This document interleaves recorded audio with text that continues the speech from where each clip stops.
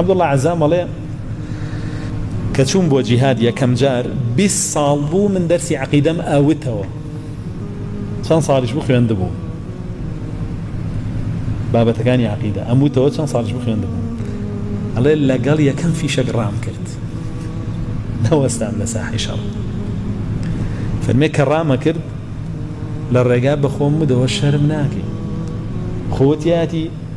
بتلبيت وجه شيء العقيدة كتشوت هذا بيش وشرك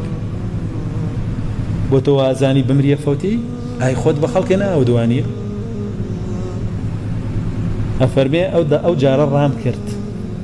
وتشومه بخومه بلام دوايت الرام نكرت تا شار نسي ديارة أشكال عزان شيليو جابوا براسي أقل روي نفسية وجهادي نفسي خوتي نكرد بيه